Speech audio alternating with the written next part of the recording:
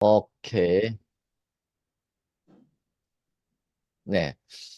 날씨가 좀 차졌습니다. 오늘 날씨가 영하로 내려간 것 같은데요. 네, 추운 날씨에 또 이렇게 아침 일찍 이 새벽 성서 대학에 오신 여러분들을 진심으로 환영합니다. 자, 다니엘서 총론 지금 공부 중에 있습니다. 네 가지를 지금 살펴보고 있는데요. 다니엘서 중요성, 다니엘서의 역사적 배경, 그리고 지난 시간에 공부했던 다니엘서 개요, 그리고 다니엘서의 주제, 지금 공부하고 있습니다. 잠깐 좀 살펴보면요. 복습해보면 역사적 부분 있고, 네, 역사적 부분 있고, 죄송합니다. 지금 뭐가, 예. 역사적 부분, 예언적 부분이 있었다고 그랬습니다. 예언의 원칙은 예언은 반복되고 깊어지고 넓어진다. 이 반복되는 예언의 역사를 이렇게 살펴봤죠. 2장의 정치사, 다니엘 7장은 종교사, 다니엘 8장은 구속사, 다니엘 10장, 11, 12장은 종합적으로 서술적 표현을 했다고 말씀드렸고요. 역사적인 부분에 있어서 1장과 6장에 대한 여러 가지 개요를 말씀을 드렸고요. 7장서부터 12장까지 말씀드렸습니다. 다니엘서의 주제에 대해서 어제 네 가지로 말씀드렸는데 재림과 인자를 좀 나눠서 한번 생각해 보려고 다섯 가지를 만들었습니다. 제가요. 그래서 어제 처음에 마지막 때에 관한 책에 대해서 말씀드렸죠. 어, 다니엘서는 계시적이죠. 예언적이죠. 그래서 revelation 그리고 종말적 에스카톨로지라고 하는 그러한 개념을 가지고 있는 책이다. 그래서 마지막 때에 대해서 굉장히 많이 말씀을 언급을 했고요. 특별히 예수님께서 이 마지막에 이 예언이 어, 읽혀지고 깨달아야 된다고 하는 사실을 마태복음 24장에 주셨는데 그 부분에 대해서 이렇게 도표적으로 설명을 드렸고요. 그리고 다니엘 12장에서 바로 이 기간 동안에 이 마지막 종말의 때에 말씀이 간수되고 봉함됐던 것이 풀릴 거다라고 하는 말씀을 드렸습니다. 자, 그래서 아주 중요한 말씀을 제가 어제 하나 드렸는데요. 아, 예수님이 말씀하신 멸망에 가증한 것이 거룩한 곳에 선 것을 보거든, 이 표현이 아주 종말적 표현이다라고 말씀드렸죠.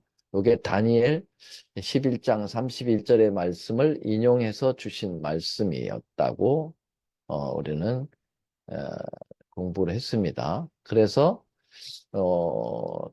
그 마태복음과 누가복음을 이렇게 비교해서 살펴봤는데 에, 멸망에 가증한 것, 거룩한 거룩한 곳은 성소고 그리고 예루살렘이고 멸망에 가증한 것은 로마 군대고 로마의 깃발이다. 그래서 결국은 가장 거룩한 에, 그 성전이 있는 예루살렘에 로마 군대 깃발이 쌓이면 그 드높여지면 도망을 가라.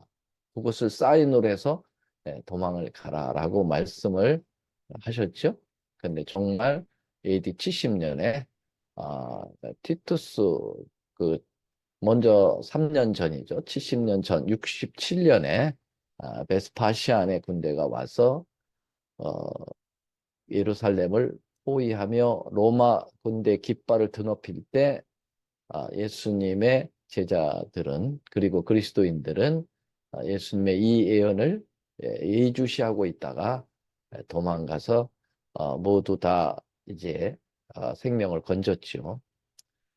그러나 예언을 모르는 사람들은 결국 3년 후에 AD 70년에 포로가 되었을 때, 다시 한번 포위가 되었을 때 약 100만 명 이상이 죽임을 당하는 비참한 일이 있었고 그것을 피하지 못했다.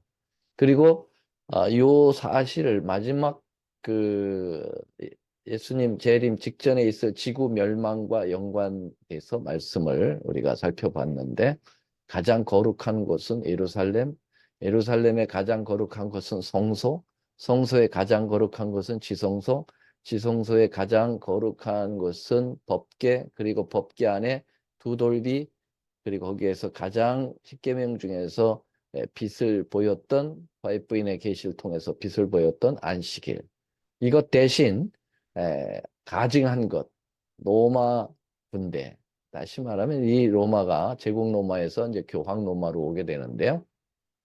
교황 로마가 가지고 있는 권위의 표, 속권적인 표가 바로 일요일이죠. 그들이 안식일을 일요일로 바꾼 것이 그들의 권위의 표다라고 얘기했기 때문에 그래서 안식일 대신 일요일이 강제적으로 법령적으로 이제 대신할 때 그때 세상의 마지막의 마지막 징조가 된다. 일요일 협령이죠. 예. 그래서 지금은 뭐 일요일을 짐승의 표라고 얘기하지 않습니다. 그러나 일요일이 국가적 그 어, 권위에 의해서 공권력에 의해서 이제 강제로 법령화될 때 그때는 이제 짐승의 표가 되고 이것이 어, 마지막 사인이 된다라고 하는 말씀드렸습니다. 자, 두 번째는 오늘 두 번째 말씀드리겠습니다. 다니엘서의 주제가 종말에 그런 관한 책이다. 마지막에 관한 책이라고 말씀드리는데 두 번째로는 심판에 관한 책이다. 다니엘서가 마지막에 관한 책이라면 심판에 관한 책이어야 한다는 겁니다. 왜냐하면 언제든지 종말은 심판을 포함하고 있기 때문입니다. 그래서 여기 성경절을 볼까요? 한 번 죽는 것은 사람에게 정한 것이요. 후에는 심판이 있으리니. 히브리 9장 27절 말씀인데요. 죽는 것은 에, 종말을 얘기하죠. 예, 개인의 종말입니다. 예, 이렇게 한번 죽을 때 그때 바로 심판이 따라온다라고 하는 것이 여기 나와 있는 것입니다.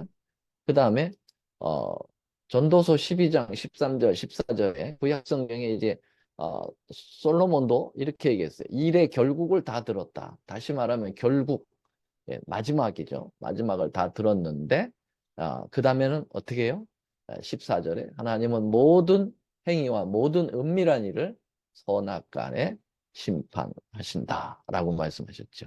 네, 그래서 어, 이 종말과 심판은 함께 따라온다라는 거예요. 계시록 14장에서도 보면은요. 새 천사의 기별이죠. 첫째 천사의 기별이 14장 7절에 보면 심판하실 시간이 이르렀다 그랬거든요. 어, 그럼 새 천사의 기별은 마지막 기별이거든요. 최후의 기별이거든요. 어,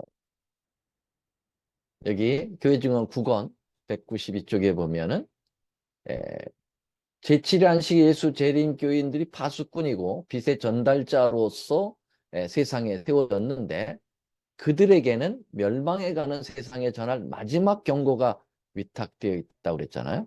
네. 그래서 이 마지막 경고가 뭐냐? 그 밑에 첫째와 둘째와 셋째 천사의 기별을 선포하는 사업이다. 그러니까 세 천사의 기별은 최후의 기별이고요. 그래서 이 최후의 기별이 바로 어, 다니엘서에 언급이 되고 있다라고 하는 사실을 우리에게 보여주고 있죠. 자, 그래서 이 최후의 기별이면서 심판과 관계되어 있는 기별이라는 겁니다. 심판하실 때가 이르렀으니 했으니까 말이죠.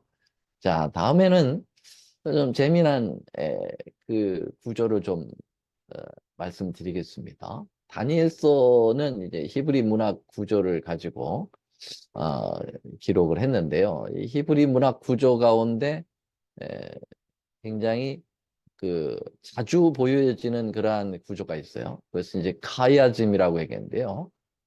대꾸법이. 네, 여기 두 가지를 소개합니다. 집중적인 평행 구조가 있어요. 패러럴리즘이라고 하고요. 교차대국적 구조를 이제 카이아즘이라고 이게 하는데요. 물론 집중적인 평행 구조도 카야즘 속에 이제 들어갑니다. 자, 이렇게 보면은 어, 다니엘서가 1장서부터 12장까지 있죠. 1장을 총론 서론으로 제껴놓고 2장하고 12장이 연결되어 있어요. 2장하고 12장이 연결되어 있고 그 다음에 3장하고 3장하고 6장으로 연결되어 있고 4장 5절 그리고 후반부에 8장과 11장 9절과 10장 이렇게 문맥 구조로 보면 연결되어 있습니다. 지금 시간이 없어서 서론적인 부분을 말씀드리기 때문에 자세하게 말씀드리지 않지만 이런 구조가 되어 있고요. 중앙에 이제 뭐가 되어 있냐면은 에, 이렇게 7장이 가장 핵심적인 어, 장으로 형성되어 있습니다. 교차 대구적 구조를 볼 때도 여기 7장을 중심으로 해서 이렇게 서로 교차로 연결되어 있음을 우리는 알게 됩니다. 그러면 다니엘서의 핵심은 어디에 있다고 보는 겁니까? 다니엘 7장에 있다는 것입니다.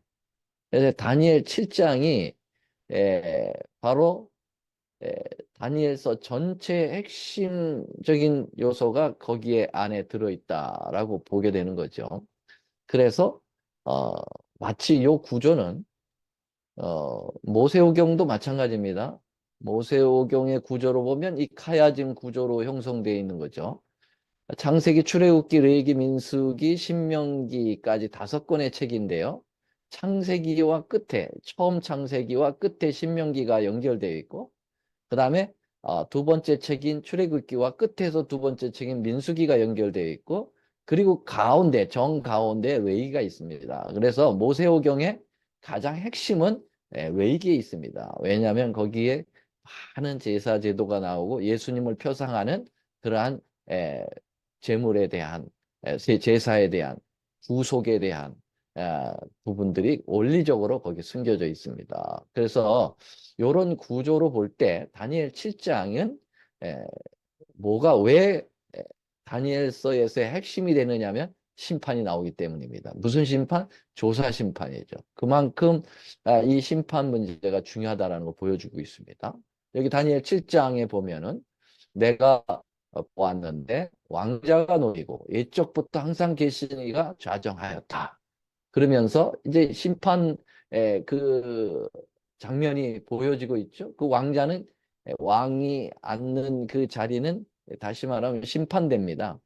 옛날에 왕들은 어, 그 사법권 가지고 있었죠. 행정권, 사법권도 가지고 있었습니다. 그래서 왕이 재판을 합니다. 근데 하늘의 왕이신 우리 하나님 아버지께서 보좌에 지금 자정하셨는데 뭐 때문에 자정하셨는가? 심판 때문에. 왜냐하면 7장 10절에 심판을 베푸는데 책들이 펴놓였다. 그랬습니다. 이 심판은 집행 심판이 아니고 책들을 통하여 살펴보는 조사 심판입니다. 다시 말하면 재림전 심판을 이야기하고 있죠. 그래서 이것이 굉장히 중요한 주제로 다니엘서에 들어 있는 거죠. 그래서 다니엘서의 주제는 마지막에 관한 책이기도 하고 심판에 관한 책이기도 하고 이제 세 번째로는 성소에 관한 책이라는 것입니다. 그래서 다니엘서가 끝에 관한 책이고 또 끝은 심판과 연결되어진다면 그 심판의 장소는 성소라고 하는 것을 가르쳐주고 있는 것입니다. 그래서 다니엘 8장 14절 이것은 윌리엄 밀러가 이 구절을 해석하면서 재림운동을 일으켰고 이 재림운동이 실패했지만 실패라기보다는 실망했지만 다시 남은 무리들이 모여서 어, 하나님의 진정한 진리들을 모아서 진정한 남은 교회로서 출현시키는 역사가 있게 되기 때문에 이 다니엘 8장 14절은 제7안시 예수 재림교회 산실이 됐다. 태어난 곳이다 라고 볼 수가 있습니다. 이게 다니엘 8장에 나오는데요. 성소가 정결하게 함을 입으리라. 언제까지? 2300주야까지. 그래서 성소 문제가 나오는 겁니다. 다니엘서를 제대로 해석을 하려면 성서를 알아야 돼요. 성서를 모르면 다니엘서가 제대로 해결이 안 되는 거죠. 윌리엄 밀러가 처음에 재림운동을 일으킬 때 성소에 대한 기별을 거기에 대하여 무지했어요.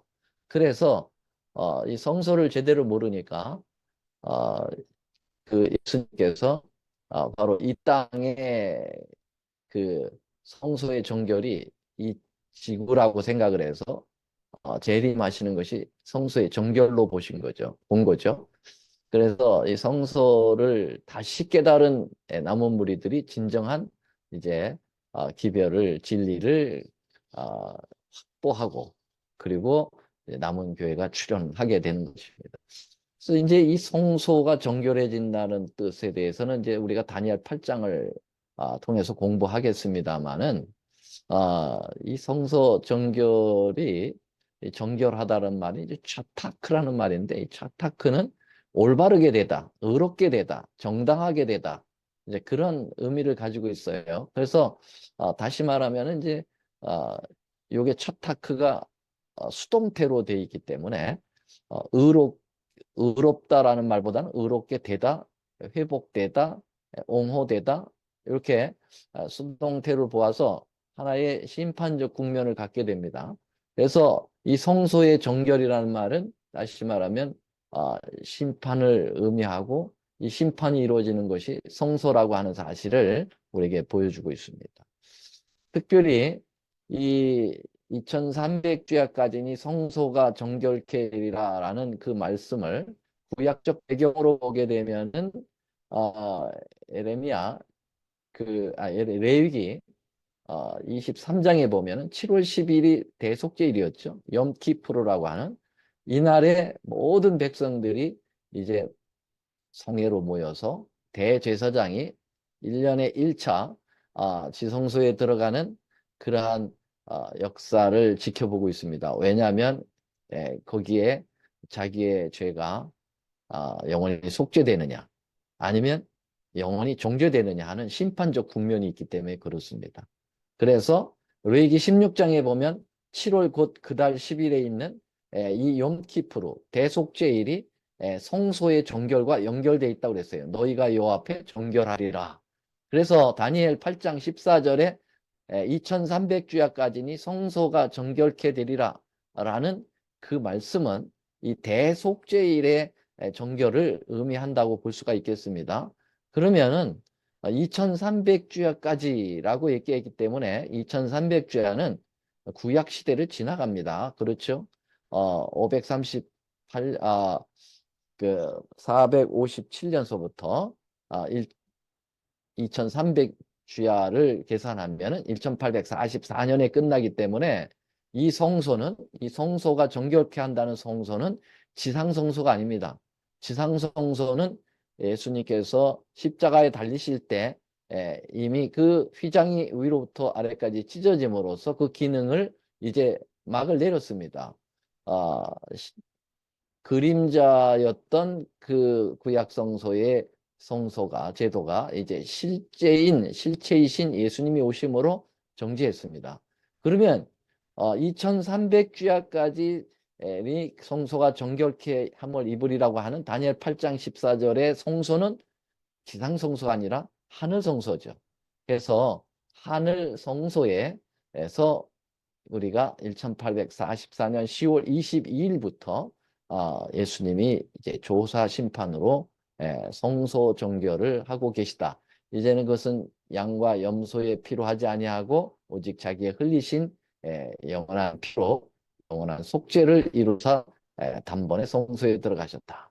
자, 이런 것들이 다 다니엘서와 맞물려 연결되어 있기 때문에 다니엘서는 성소에 관한 책이라고 과히 말씀드릴 수가 있는 거죠. 성소를 모르면 이러한 중요한 예언들이 해석이 안 된다는 것입니다. 자, 네 번째, 다니엘서 주제의 네 번째 주제는 이렇게 재림 전에 있을 조사 심판이 있은 후에 그 다음에 바로 뭐가 오느냐면 그리스도의 재림이 있게 되는 것입니다. 조사 심판이 끝나면 재림 전 심판이 끝나면 바로 재림이 도래되는 거예요. 그래서 다니엘서에서 재림에 관한 언급들이 종종 나타나고 있다고 하는 사실을 보게 됩니다. 어, 여기 다니엘 12장에 보시죠. 에, 그때 내 민족을 호위하는 대군 미가엘이 일어날 것이다 그랬어요. 여러분 이게 미카엘 누가 하나님과 같으리라라고 한 천사의 호칭이지만 예수님을 나타낸다는 사실을 여러분 잘 아시죠? 이것도 다니엘 12장에 가서 10장서부터 이제 미카엘이 나오는데요. 그때 자세히 설명을 드리고요. 지금 총론적인 거니까 대략 말씀드리겠습니다. 미가엘이 예수님이라면 미가엘이 일어나는 때가 언제냐? 왠지 재림입니다. 아, 그때 개국 이래로 그때까지 없던 환란이 있을 것이고 그때 네 백성 중 무릇 책에 기록된 모든 자가 구원 얻으리라. 여기 책에 기록된 다시 말하면 생명책에 그 이름이 올라간 그러한 사람들은 그날 구원의 날이 될 것입니다. 그리고 12장 2절에 보면 땅의 티끌 가운데서 자는 자 중에 많이 깨어 영생을 얻을 자도 있겠다. 이것이 틀림없는 예수님의 재림에 대한 언급이라는 것이 우리가 데살로니가 전서 4장 16절의 말씀과 연결되고 있죠. 예. 천사장과 호령과 호령과 천사장의 소리로 친히 하늘로부터 강림하시리니 그리스도 안에서 죽은 자들이 일어나는 의인들의 부활과 연결되어 있잖아요. 그래서 예, 바로 이 다니엘 12장에 대군 비가 일어난다는 것은 예수님의 재림에 대한 이야기라는 것이 틀림없이 나오고 있는 것입니다. 그리고 우리가 잘 아는 대로 다니엘 2장에 보면은 그 신상의 발을 때리는 하늘로부터 날아오는 뜨인 돌, cut off stone이라고 하는 이 뜨인 돌이 바로 예수님의 재림을 언급하고 있는 것 너무나도 잘 아시죠? 왜냐하면 이 돌, 반석은 바로 산돌이신 예수님, 베드로전서 2장 4절의 말씀에 의해서 바로 예수님을 나타내는 거죠. 그래서 예수님이 하늘로부터 내려와서 지구의 역사 마지막 발끝을 때리는 것은 재림을 언급하고 있는 것입니다. 그래서 다니엘서는 재림에 관한 책이라고 과히 말씀을 드릴 수가 있는 것이죠. 네. 자, 이렇게 뜨인 돌로 오시는 예수님의 재림을 우리는 또 공부하게 될 것이고요. 자, 오늘 마지막으로 다니엘서의 주제의 다섯 번째로는 인자에 관한 책이라는 것입니다. 인자라는 말은 son of man, 인성을 뜨고 이 땅에 임하시는 예수님의 모습이 다니엘서의 여러 곳에 나온다는 것입니다. 우리 예수님께서 이 땅에 재림하실 때 그때 어떤 교회는 여호와증인 교회 같은 경우는 영적으로 이미 1919년에 재림했다라고 얘기하는데 no, 예수님의 재림 시에는 우리의 그 눈으로 보실 수 있도록 볼 수 있도록 육신을 띠고 이 땅에 오실 것입니다. 그 십자가에 달리실 때 그 찔리신 못자국을 가진 채로 이 땅에 오실 것입니다. 그래서 각인의 눈이 그를 실제적으로 볼 것이고 그래서 재림은 가시적이고 또 가청적입니다. 모두 사람들에게 들리게 그리고 보게 오실 것입니다. 이 부분이 바로 다니엘서에 언급이 되고 있습니다. 자, 그래서 예수님이 이 땅에 그 인자로서 나타나는 부분들, 진리뿐만 아니라 예수님이 이 땅에 인자로서 역사하셨던 그런 부분들이 다니엘서에 곳곳에 나타납니다. 그래서 적어도 다섯 장에서 예수님의 인자됨, 육신으로 이 땅에 오셔서 인카네이션, 성육신하신 예수님의 모습을 보여주고 있습니다. 자, 다니엘 2장 지금 바로 말씀드린 대로 뜨인 돌로 재림하시는 예수님에 대한 얘기가 나오고요. 그 다음에 다니엘 3장은 다니엘의 세 친구들이 풀무불 속에 들어갔을 때 네 번째 사람이 신의 아들과 같다라고 느부갓네살이 감탄했는데요. 그 신의 아들이 누굴까요? 바로 인자 대신 예수님이시죠. 그리고 다니엘 7장은 인자 같은 이가 구름을 타고 법정에 출두하죠. 다니엘 7장 13절에 보니까 구름을 타고 인자 같은 이가 나타납니다. 요거를 이제 윌리엄 밀러는 착각을 하고 바로 인자 예수님이 구름만 타면 지구로 오는 줄 알았죠. 그러나 예수님의 그 자가용은 구름입니다. 그래서 예수님이 이동할 때는 구름으로 이동을 하시기 때문에 구름만 타면 지구만 오는 것이 아니라 조사심판 법정으로 출두하는 장면을 나타내고 있죠. 그래서 여기 인자가 아주 직접적으로 표현하고 있는 단어가 다니엘 7장에 나오는 겁니다. 다니엘 10장에서는 가브리엘 천사로 도우러 온 미카엘, 바로 예수님의 출현이죠. 그리고 다니엘 12장은 1절에 나타난 것처럼 그때에 대군 미가엘이 일어날 것이요 할 때 다시 또 예수님의 모습이 나타나는 것입니다. 자, 그래서 제가 지난번에도 말씀을 드렸죠. 모든 성경 66권은 다 예수님에 대한 이야기입니다. 그래서 예수님에 대한 그분에 대한 부분을 캐치하지 못하면 성경을 제대로 읽지 못하는 것입니다. 여러분 지금 성경 통독을 열심히 함께 하시는 모습을 보니까 너무너무 좋습니다. 예. 또 우리 전성현 목사님 통해서 여러 가지 좋은 팁을 나눠주고 있습니다. 반복하여 있고 또 여러 가지 그 방법들을 가르쳐 주고 있는데요. 예, 정말 우리가 꼭 놓쳐서는 안 될 부분은요. 성경의 모든 부분에 있어서 항상 예수님과 연결을 시키는 부분을 여러분들 잊어버리시면 안 됩니다.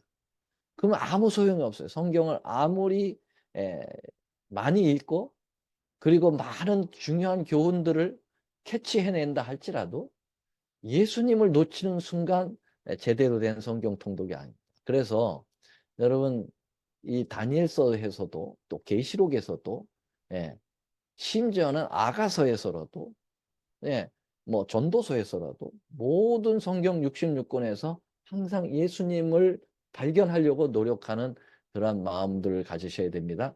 다니엘서도 이렇게 예수님이 곳곳에 임재하시면서 우리와 함께 하시려고 하는 위대한 하나님의 기별이었음을 기별임을 우리가 인식하시고 앞으로 계속 이러한 패턴으로 계속 예수님을 만나 나가는 여러분과 제가 되게 될 것입니다. 자, 이렇게 해서 오늘은 오늘까지 다니엘서의 총론 부분을 말씀드렸습니다. 다니엘서 총론 5가지 다시 기억하시죠? 이 5가지를 여러분 계속 그 복습 좀 하시고요. 그래서 이제 녹화한 이 영상을 우리 주최 측과 함께 의논했는데요. 이것을 매일매일 우리 그룹톡에다가 올려드리겠다고 말씀드렸습니다. 약속을 드립니다. 그래서 한번 듣고 이렇게 잘 기억이 안 되시거나 그럴 땐 다시 한번 들으시고요.